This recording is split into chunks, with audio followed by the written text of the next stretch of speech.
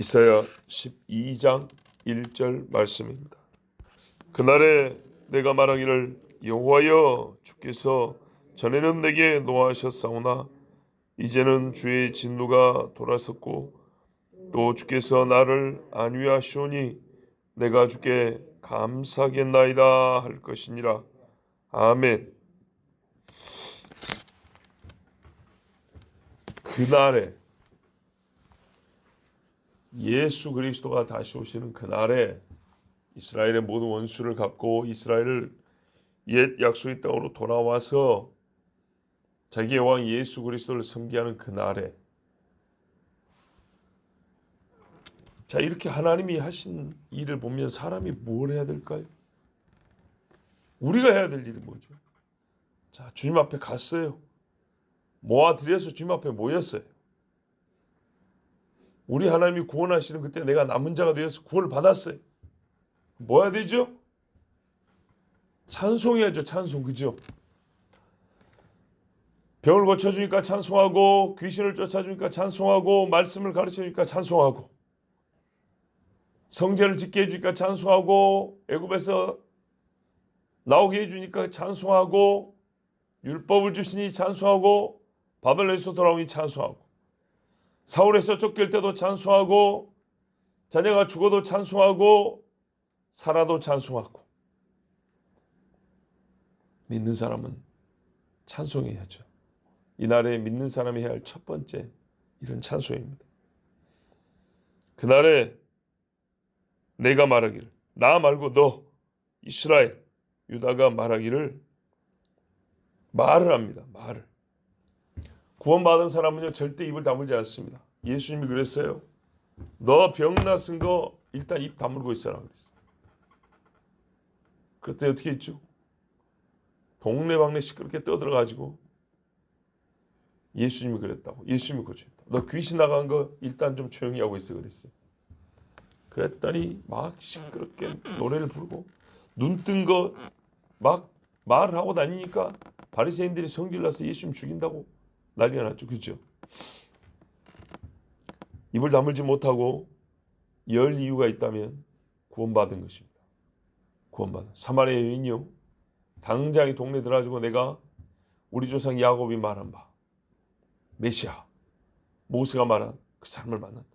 빌립도 친구 나단한테 가가지고 모세가 예언한 그 사람을 만났다. 막 소리 질렀어요. 말을 했어요. 그러자 예수님 만나 있던 사람들이 우르르 몰려왔죠. 증인 증언입니다. 말을 그렇게 했다는 건 이유가 있기 때문에, 이유. 너무 기쁘니까.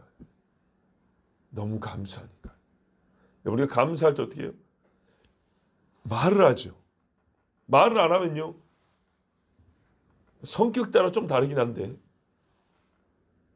그렇게 감사하는 게 크지 않은 거예요.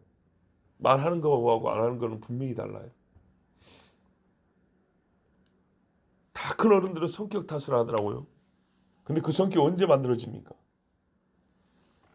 뱃속에서 어릴 때부터. 그러면서 어린애한테는 꼭 표현하라 그러죠. 엄마한테 뽀뽀해봐. 자랑을 하니까 걔가 그런 거 굉장히 서툰 애거든요. 근데 아기 때 어떻게 시키는가? 그죠? 아빠 사랑해요 말 좀 해봐. 듣고 싶어가지고. 근데 가만 보니까 애가 영 수줍이 많이 내요. 커서 보니까. 근데 성격 불문하고 얼마나 많이 시키는지 몰라요. 그거 들으려고. 그죠? 그럼 애가 해요 안 해요? 한다고요. 근데 다 큰 어른은 하나님 앞에 성격 탓을 한다고요. 저는 내성적이어서요. 그래서 하나님 앞에 사랑한다 소리를 안 해. 나는 이게 좀 말하는 게 좀 어색해서요. 그래서 하나님 앞에 찬송도 안 해요.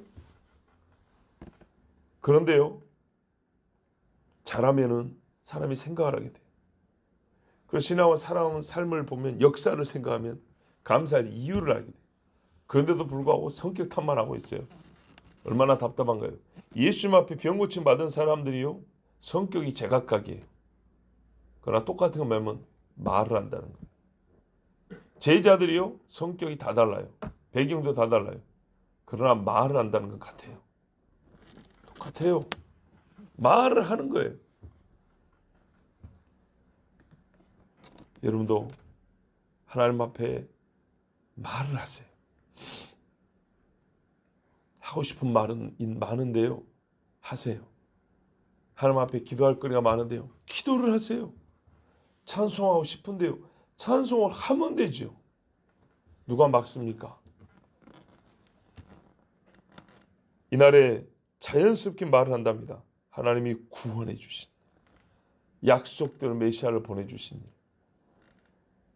정말 이거는요, 찬송의 이유가 있다는 말은 동시에 뭐예요? 열망이라는, 열망. 열망이 없어서 그래요. 마음이 뜨겁게 막 사모하는 마음이 없어서 그래요. 그것 때문이죠. 살아오면서 보세요.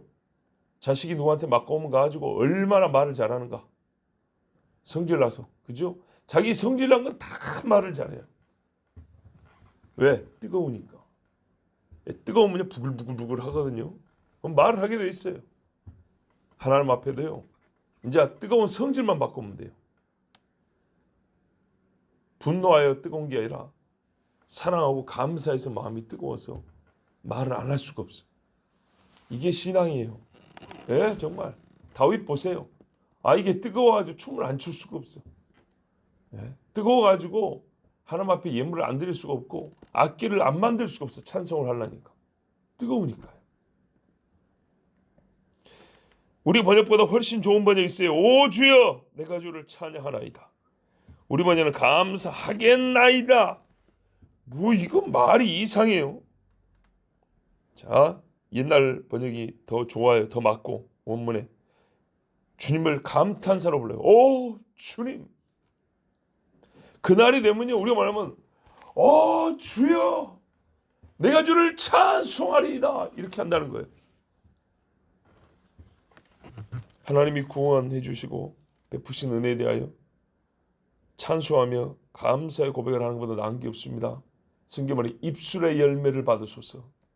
내 입술에 찬송을 받으소서 그러죠. 이거보다 나은 게 없어요. 내 몸은 어디다 두고 내 몸 아닌 것만 자꾸 드릴 거예요. 몸은 왜 안 드리고? 부부가 결혼을 하는데 몸은 안 주고 다른 것만 계속 준다. 그게 부부입니까? 너무 새벽부터 야한가요? 매우 리얼하게 얘기를 하자 이 말이죠. 결혼식에 내 몸을 안 가고 혼수품만 보낼까요? 하객들만 1000명, 10,000명 모이고 신랑은 빠지고 신부는 빠지고 말이 됩니까? 안 되죠. 별의별 게 다 있고요. 음식이 엄청 좋아돼요. 신랑이 없으면 신랑이 어디 있어? 신랑이 없는 결혼식이 어디 있어? 난리가 납니다. 내가 주를 찬양하리. 하나님 앞에요. 찬송을 빼먹지 마세요. 찬송을. 사람이 겸손해지면 찬송이 나오고요. 믿음이 뜨거워지면 찬송이 나오고요. 하나님의 구원을 즐거워할 줄 알면 찬송이 나오게 돼 있어요. 우상숭배하는 건 마찬가지예요. 귀신이 좋으면 술 마시고 찬송하고요. 귀신 노래 부른다고 귀신 노래. 예? 사람이 좋으면 그 사람 높이는 찬송을 부릅니다. 자, 이것이 옳은 일입니다. 성경에 보면 이것이 옳은 일이라고 얼마나 많은지 그 중에 옳은 게 뭐냐? 찬송이에요. 찬송. 애매한 찬송 아니에요. 시덥지 않은 찬송 부르지 마세요. 좀 또렷한 찬송을 부르세요. 또렷한 찬송. 제발 신앙을 기본부터 찬송을 여러분 또렷하게 부르세요. 가사를 알 듯 말 듯 부르지 마세요. 옆에 사람이 들어도 무슨 가사를 부르는지를 모르겠다. 찬송 그렇게 부르는 거 아니에요. 결혼합시다 그래야지. 그러니까 우리가 이제 뭔 말을 하자는 거예요. 도대체 무슨 말을. 하나님 앞에 정확하게 표현을 해야 돼요. 정확하게. 기쁨을 노래하는 거예요. 노래. 이 말은요 여러분 성경에서 무엇을 했다는 말은요 그게 옳다는 말이고요. 그렇게 하라는 가르침이 돼요. 동시에. 여러분 우리가 그러잖아요. 자녀가 가르칠 때 누구 집 애는 어쨌다더라 그걸 알라고 하는 말이에요. 그냥 알고 끝내라고. 보통 그런 이유는 너도 본받으면 좋겠다. 너도 그렇게 하면 좋겠다. 이런 목적을 가지죠. 성경이요. 다윗이 찬송하였으니 다윗이라는 사람이 살았을 때 하나님께 찬송하였다는 것을 이 두 줄을 알라는 얘기인가요? 알고 그 다음에요. 너도 그리 하라 그 말이. 성경에 나오잖아요. 누가 이 강도 만난 자의 이웃이겠느냐? 자비를 베푼 자니이다. 너도 가서 그렇게 하라. 아니 사람한테 떡 하나 주는 것도 가서 그렇게 하라는데 하나님을 찬양하는 것은 성경에 이렇게 많이 기록해놨는데 하지 말라고 쓴 걸까요? 하라고 쓴 걸까요? 당연히 하라고 쓴 거죠. 그죠? 여러분 저는 여러분에게 지금 우리가 6살짜리 7살짜리 아이를 가르치는 교육 정도로 지금 하나님 말씀을 풀어서 전하되고 있는 겁니다.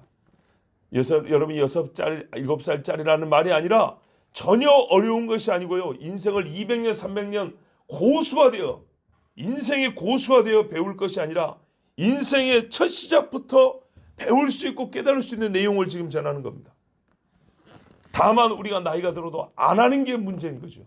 어릴 때부터 할 수 있고 어릴 때부터 배울 수 있는 건데 안 하는 것이죠. 왜? 여전히 체면이 문제니까요. 그 체면 관짝에 사면으로 쌓고 죽으면 되지요. 체면. 자존심. 부끄러움. 그대로 갖고 올라갑니다. 하나님 앞에.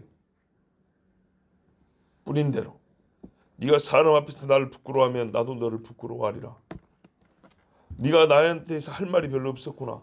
나를 노래하는 말이 별로 없었구나. 나도 나한테 할 말이 별로 없다. 어제요. 제 친구 목사가 전화가 왔어요. 새벽부터 전화가 왔어요. 뭔 이야기를 길게 하더라고. 다른 때보다 말을 길게 하더라고. 좋아요. 근데 내용인즉슨 결론이 뭐냐? 결론이라고 너무 또 단순하게 말하면 안 되는데 하여튼 뒤에 가니까 이제 전화를 한 목적이 나왔어요. 본인이 담임 목사 청빙에 응해, 이게 쉽게 표현하면 응시라고 할까요? 예. 지원을 했다는 거예요. 어느 교회에. 근데 그 교회가 담임 목사 청빙 요강에 상당히 좋은 항목이 있더라는 거죠. 한 20가지 정도 후보자한테 질문이 왔더래. 너무 식상한 거 있죠. 당신은 교회를 어떻게 부흥시킬 계획이십니까? 뭐 이런 거. 상처받은 교인들에게 어떻게 할 거지? 뭐 이런 거 말고. 상당히 목사 개인의 그런 서로 잘 모르는 사람들이잖아요. 이게 개인에 대해서도 좀 알 수 있고 그 사람의 마음가짐, 신앙관을 볼 수 있는 그런 질문들이 좀 왔더래. 그 중에 하나가 또 뭐냐면 당신을 추천할 수 있는 사람 5인을 한번 적어보십시오 그랬더니 전화번호랑 직접 물어보겠다는 거죠. 뭐 유명한 뒷배가 아니라 평시에 당신에 대하여 해줄 수 있는 말이 있는 사람 5명을 적어보라는 거예요. 그 중에 이제 제 이름을 썼다는 거예요. 그러니까 저한테 모르는 번호로 전화할 수 있다는 거죠. 그래 알았다. 잘 받아서 대답하마 그랬어요. 야, 할 말이 있어야겠죠. 본인도 생각해 보세요. 나에 대해서 적어도 친구 한 목사는 해줄 말이 있을 것이라는 뭔가 믿는 구석이 있으니까 저한테 그런 부탁도 하고 이름도 썼겠죠. 여러분 하나님이 우리한테 해준 게 얼만데 너 저기 인관이한테 가서 한번 물어봐라. 그랬더니 나 하나님에 대해서 별 할 말이 없는데 주머니에 손 찔러놓고 나 잘 모르는데 뭐 이럴 거예요. 찬송하지 않는 사람들이 이런 거예요. 말하면 태도가. 친구랑 고등학교 3년 같이 다닌 거 왜 그 뒤에 신학교 이제 서로 학년이 달라가지고 한 1년 겹친 거밖에 없어요. 얼굴도 몇 년 한 번 보고 사는데 뭐 얼마나 요 근래 아는 게 있다고 해줄 말 있겠어요. 그러나요. 그 10대 때 기억만 가지고도 해줄 수 있는 말이 있어요.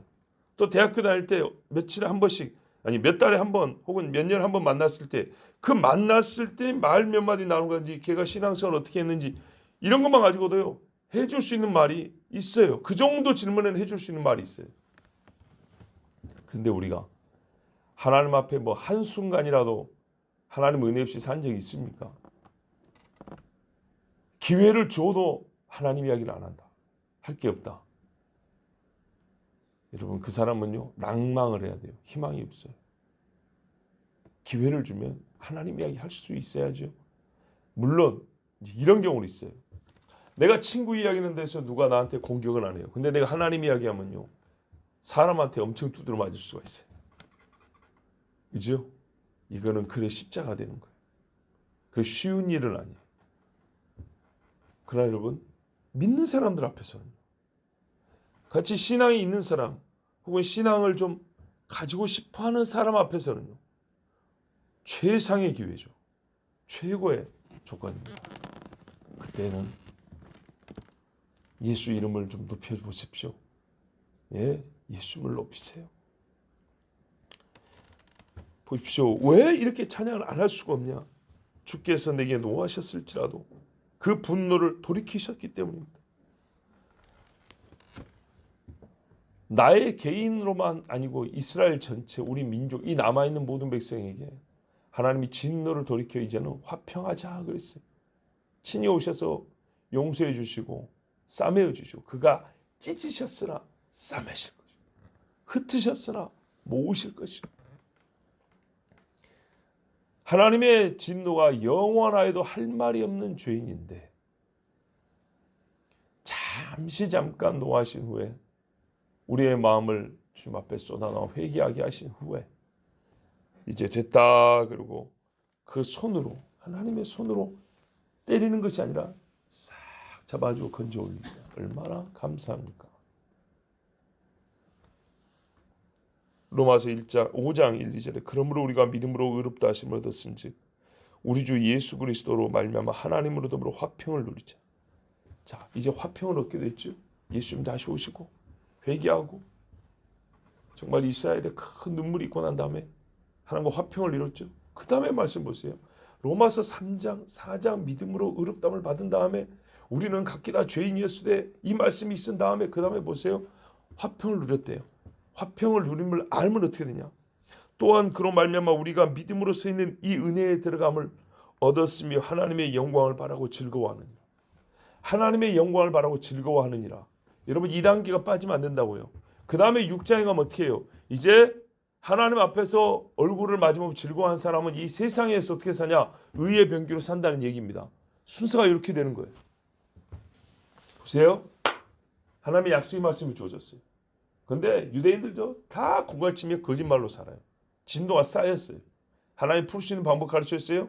이미 믿음 이야기했지만 다시 한번 2장에 이런 가난하고 위선적인 놈들에게 3장에 방법을 가르쳐줍니다. 믿음으로 의롭다함을 받는다. 하나님이 심판하실 때 그래서 자기도 의롭고 믿는 자를 의롭다 하신다. 예를 들어보거나 아브라함 봐라. 다윗 봐라. 다윗. 그렇지. 어떻게 할게요? 예, 믿습니다. 할렐루야. 그러면 너는 하나님과 이제 화평을 얻었다. 우리 함께 즐거워하자. 이게 뭔 줄 아냐? 막힌 다음에 허물어졌다는 얘기다. 하나님이 손이 짧아서 구원 못하신 게 아니었다고도 하네. 네 죄가 이제 싹 없애서 우리가 화평을 얻었다 이 말이다. 얼마나 즐겁냐? 할렐루야. 제가 그때 로마서 설교할 때 뭘 비유를 했냐면요. 그때 우리 구로 장로님 비유를 이야기를 하면서 비유를 했어요. 장로님, 구로 동네 깡패하고 원수 주고 살겠습니까? 그 무서워서 살겠어요? 그 깡패하고만 사이가 좋아도 좀 뒤통수 맞을까봐 걱정 안 하고 살 수 있겠죠. 자, 그 비유했었어요. 여러분 아마 몇 년 전, 오래전 이야기만 기억하실 거예요. 그런데요, 하나님과 화평함을 누렸어요. 어떻게 해요? 얼마나 즐겁습니까? 예?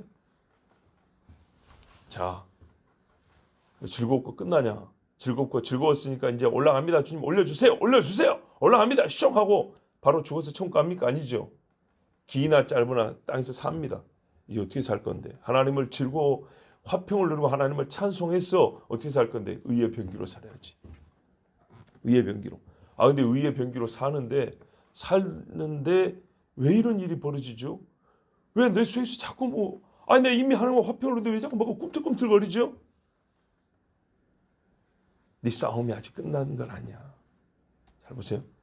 죄에서 구원을 받고 의롭다함을 받았는데 육체를 갖고 살잖아. 육이 있잖아. 육이. 이게 마귀에게는 없어질 때까지 이게 빌미거든. 뭔 말인지 아시겠죠? 숙주. 바이러스가 뜯어먹고 생존하는 숙주가 사람 몸이라고 몸. 귀신 새끼가 뜯어먹고 그래서 사람이 귀신 집이라 그러잖아요. 그래서 육이 있는 동안에는 이 싸움이 있는 거예요. 이게 역설적인데요. 그래서 죄를 짓기도 합니다. 이 육이 바이러스가 들어와서 영적 바이러스 들어와서 죄를 짓기도 하는데 동시에 어떻게 해요? 그 싸움을 이기면서 승리를 맛보면서 하나님께 영광을 돌리고 가는 거거든요. 그래서 신자의 삶을 말해요. 경주자, 아직 안 끝났다는, 계속 달려가는 거예요. 전사라 그래요. 군인이라고 계속 싸운다는 거예요. 여러분, 성경 얼마나 쉬운데요. 그럼 이거 어떻게 이깁니까? 이제 8장에 가니까요. 생명의 성령의 법이 너에게 있어. 끝까지 너는 성령을 붙들어야 돼. 하나님 말씀을 갖고 성령이 너 안에서 역사하거든. 그래서 말해요. 성경과 성령을 무시하지 말고 계속 붙들라는 얘기예요. 주님 부활도 맛봤어요. 주여 했더니 끝났습니까? 성령을 받으라 그랬다고요. 이해되셨죠? 요래서 끝까지 가는 거예요. 이야, 거의 뭐 이렇게 되면요. 아주 단순하지만 가장 핵심, 예수 믿고 구원 얻는다의 핵심을 다 드는 거예요. 이제 이렇게 전해놨는데 그 다음 문제인 거예요. 그건 유대인들은 어쩐다는 거예요, 유대인들은. 그러니까 이제 모든 백성이 통하는 이야기를 8장에 한 다음에 그런데 이 좋은 구원을 어떻게 해서 유대인들은, 그래서 유대인 이야기를 한 겁니다. 아시겠죠? 자, 이렇게 이제 생명의 성령으로 사는 삶을 이제 유대인 이야기 끝나기까지 마쳤으니까 이제 조금 더 구체적으로 실질적으로 한번 얘기를 해볼까 하면서 12장 이하에 이제 다시 한번 얘기하면서 마지막에 이렇게 살아야 한다. 성도들아, 이게 너희에게 주는 복음이다 하면서 인사하고 끝내잖아요. 너무너무 쉽죠? 너무너무 쉽죠? 자, 이 중간 단계 뭐가 있다고? 중간 이 과정에 여호와를 즐거워한 것이 들어있다 이 말이에요. 신앙에는 반드시 죄로 말미암아 근심이 있고요. 죄 용서로 말미암아 기쁨이 있어요. 희락이 있어요. 희락은 어디에 들어가야 되는 거죠? 막 떠돌아다니다 아무데나 복권 추첨하듯이 돌려고 나오면 거기 그냥 아무 때나 미친 듯이 한 번씩 웃어주면 되는 겁니까? 아니라니까요. 아니라니까요. 예? 바닐라 아이스크림 중간중간에 아몬드 그거 파 먹을 때마다 블루베리 하나씩 들어있을 때마다 거기 그 부분을 먹는 재미, 그게 내 입에 단 것 들어갈 때마다 듣기 좋은 설교할 때마다 한 번씩 웃어주는 겁니까? 나에게 익숙한 찬송 나올 때마다 한 번씩 박수 치는 게 이게 희락인가요? 이게 구원 얻은 자가 하나님을 즐거워하는 건가요? 아니에요. 아니에요. 그거는 내가 조금 더 즐거워하는 거예요. 그러나 본질적으로 모든 성도는요, 하나님과 화평을 누렸기 때문에 즐거워하는 거예요. 그래서 이 마지막에 뭐라고요? 내가 주를 찬송하리니가 들어있는 거예요. 찬송하리니가. 절대로 구원에는 찬송이 빠지면 안 돼요. 어떤 찬송이요? 기쁨의 찬송이에요. 즐거움의 찬송. 그런데 이제 문제는 뭐냐? 이 시대 이 멍청한 놈들은요, 기쁨이란 거를 저질스럽게 바꿔가지고요.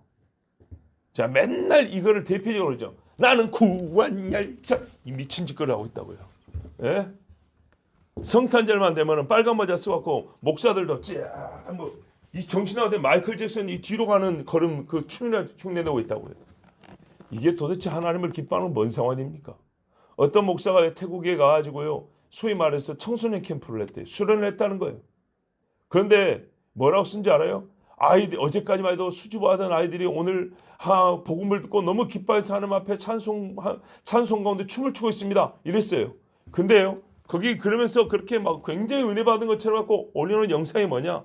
삐까번쩍 조목이 번쩍 하는데요. 테크노 찬송이 나오요. 애들 듣기 좋으라고 테크노만 하죠. 테크노 기계 음악, 저기 나이트클럽 가면은 묵묵묵묵 하는 그런 음악 있잖아요. 그런 류의 음악을 틀어놓고 애들이요, 세상에서 춤을 추는 거 그대로 하고 있는 거예요. 이게 성령의 감동이 춤을 춘 겁니까? 노래만 기독교 무슨 뭐 업계에서 나온 노래면 그게 복음성가고 그게 찬송이고 거기에 몸을 흔들면 다 성령의 감동이 산 겁니까? 아니에요. 아니에요. 반주 배경음악이 달라졌을 뿐이에요. 스테이지만 깔아준 거예요. 춤출 수 있도록. 전혀 성령의 감동받은 게 아니에요. 세상에서 학교 수련해갖고 부른 노래, 학교에 발표할 때 부른 노래 춤하고 똑같은 건데 그 똑같은 기분을 낼 수 있는 비슷한 음악으로 기독교 업계에서 음악을 그따구로 만들어주니까 거기에 맞춰 춤을 춘 거예요. 성령이 충만하면요, 거기다가요, 나 같은 죄인을 틀어줘도요, 덩실덩실 춤을 출 수 있어야 돼요. 그런데 거기다 정신머리 없이 목사들이 또 댓글을 달기를, 와, 아이들이 무슨 뭐 대단한 은혜를 받은 것처럼 기가 막혀버립니다. 이런 일은요, 제가 중고등부 맡을 때도 그랬어요.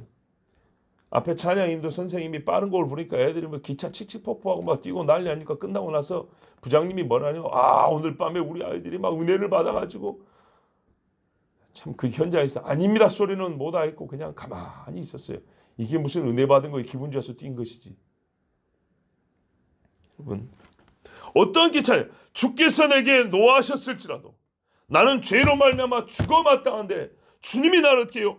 진노를 돌이키사 하나님의 손이 나를 쳐 지옥에 던지는 손이 아니요 나를 사자의 이빨에서 건지신 손이라. 이게 찬송의 이유가 되고 찬송의 가사가 되어야 되는 거예요. 그래서 최고의 가사를 우리가 보고 있지 않습니까? 뭐가 있습니까? 홍해를 지났을 때 홍해의 노래 곧 모세의 노래 곧 어린 양의 노래. 요한계시록에 나오잖아요. 모세의 노래 곧 어린 양의 노래라. 그죠? 그런 가사를 좀 배워야죠. 여호와를 찬양하리 높고 영화로우시며 말과 그 탄 자를 바다에 빠뜨리셨습니다. 여호와는 나의 힘, 나의 구원, 나의 생명. 그러면서 백성이 소고치며 춤추며 찬양하더라. 얼마나 좋습니까? 이런 게 찬송이에요. 이런 게 찬송. 주께서 나를 위로하셨나이다. 우리 번역에는요. 주께서 나를 안위하시오니 그랬어요. 여러분 위로, 회복됨이 위로입니다. 구원받음이 위로고요. 그죠? 위로가 되었기 때문에 찬송했어요. 옛 땅으로 돌이켰어요. 옛날에 구원의 기쁨을 회복했어요. 이게 위로예요. 하나님의 백성이 최고의 위로는 하나님이 얼굴을 다시 우리를 향해 주신다는 거. 이거 위로예요. 그런데 여러분 이거 아셔야 돼요. 이건요 위로의 완성이죠. 그죠? 내가 예수를 믿고 구원을 얻었다. 개인적으로 보세요. 예수를 믿고 구원을 얻었다. 이게 위로의 끝부분이에요. 위로가 언제 시작했는지 아세요? 이스라엘이 쫓겨났다 돌아왔잖아요. 그래서 위로를 받았잖아요. 근데 백성이 그때 깨달았을 뿐이에요. 근데 실제로 위로가 언제 시작을 했냐? 시작은 언제 했냐? 광야였어요. 어떤 광야냐? 여기서 광야는 약간 비유적인 거예요. 애굽을 얘기하는 게 아니고요. 고난의 시기 때부터 위로는 시작됐어요. 의외로. 성경에 이런 표현이 있습니다. 호세아 2장 14절 15절을 보면 제가 21살 땐가 이 부분을 읽고 굉장히 그때부터 지금까지 은혜를 받은 부분인데 고멜이 이제 도망을 가잖아요. 간부가 되고 그때 호세아가 가가지고 다시 고멜을 사옵니다. 은 15세겔과 보리 한 호멜 반으로 가서 사옵니다. 자기 자신을 팔아버린 여자를 다시 사옵니다. 그러면서 뭐라 하는 줄 알아요? 내가 그를 거친 들로 데리고 가 개유하여. 옛날 한자식 표현이에요. 똑같은 한자지만 그래도 좀 이해하기 쉽게 번역을 하면 내가 그를 광야로 데리고 가서 그에다 속삭여 위로하며 이렇게 돼 있어요. 그리고 거기서 다시 약속을 맺으리니 나는 너에게 음행을 저지르지 않냐고 너는 나를 대하여 또 간음의 죄를 저지르지 않기로 하자. 어디서? 광야에서 한다 그랬어요. 어디서 이 약속이 다시 맺어지기 시작하죠? 하나님 앞에 뒤지에 두드려 만다고 하지만은 너무 그거는 일방적 표현이에요. 하나님이 나를 때린다고 하지만 나를요 거친 들로 데리고 가서 나에게 속삭이는 중이라고요. 안 맞고 지옥에 가든지 여러분 이 세상에서 희희낙낙 호의호식 하다가 지옥에 던져지든지 아니면 잠시지만은 광야로 가서 신랑 되신 예수님의 속삭이는 말을 들으면서 그 앞에 미안하고 감사해서 눈물을 흘리고 돌아오든지 광야에서부터 위로가 시작돼요. 최근에 누군가 그 은혜를 깊이 깨달은지 광야 광야 이런 복음성가가 있대요. 여러분 하나님의 위로는 어디서 시작한다고요? 광야에서 시작합니다. 나의 죄는요 저 성벽 높은 궁궐과 도시 안에서 시작했다면 아니 거기서 절정에 달했다면 거꾸로 하나님의 위로는 광야에서 시작합니다. 그러므로 성장한 자녀는요 하나님께서 나를 광야로 이끄실 때부터 찬양을 부르기 시작합니다. 배우고 깨달고 정말 하나님이 이끄신 대로 자라가는 자녀는요 다윗이 주님을 광야에서 찬양했듯이 광야에서 주님을 높입니다. 거기서부터 오늘 그래서 광야에서 부른 다윗의 찬송을 몇 소절 반인데 그 중에 몇 소절 읽어드리고 마칩니다. 시편 18편에서 몇 구절 읽어드립니다. 나의 힘이 되신 여호와여, 내가 주를 사랑하나이다. 여호와는 나의 반석이시오, 나의 요새시오, 나를 건지시는 자시오. 나의 하나님이시오, 나의 피할 바위시오, 나의 방패시오, 나의 구원의 뿌리시오, 나의 산성이시로다. 내가 찬송받으실 여호와께 아뢰리니 내 원수들에게서 구원을 얻으리로다. 여호와께서 내 의를 따라 상 주시며 내 손의 깨끗함을 쫓아 갚으셨으니 이는 내가 여호와의 도를 지키고 악하게 내 하나님을 떠나지 아니하였으며 그 모든 규례가 내 앞에 있고 내게서 그 율례를 버리지 아니하였음이로다. 내 걸음을 넓게 하셨고 나로 실족지 않게 하셨나이다. 내가 내 원수를 따라 미치리니 저희가 망하기 전에는 돌이키지 아니하리이다. 내가 저희를 쳐서 능히 일어나지 못하게 하리니 저희가 내 발 아래 엎드러지리이다. 대저 주께서 나로 전쟁케 하려고 능력으로 내게 띠띠우사 일어나 나를 치는 자로 내게 굴복케 하셨나이다. 주께서 나를 내 원수들에게서 구조하시니 주께서 실로 나를 대적하는 자의 위에 나를 드시고 나를 강포한 자에게서 건지시나이다. 여호와여, 이름으로 내가 열방중에서 주께 감사하며 주 이름을 찬송하리이다. 여호와께서 그 왕에게 큰 구원을 주시며 기름 부음 받은 자에게 인자를 베푸시며 영영토록 다윗과 그 후손에게로다. 아멘. 기도하겠습니다. 하나님 아버지, 우리가 죄인이었을 때 주께서 우리를 먼저 사랑하시고 우리가 주를 알지 못했을 때 주를 먼저 우리를 아시고 택하시고 또 부르셨나이다. 오늘과 같이 우리가 하나님의 자녀가 된 것은 주께서 내 죄를 용서해 주시며 우리가 즐거이 주를 찬송하는 것은 주께서 나를 구원하심이라.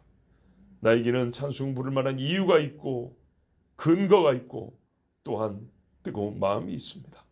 하나님, 광야에서부터 시작된 여호와의 위로를 기억하게 하여 주시고 오늘날 저 예루살렘 높이 솟아오른 메시아의 깃발 아래 모였을 때 하나님, 우리 마음 모든 것과 모든 육체임과 내 영혼을 다하여서 주를 크게 찬송하며 높이 감사하며 주를 영화롭게 하는 입술들이 되게 하여 주시옵소서.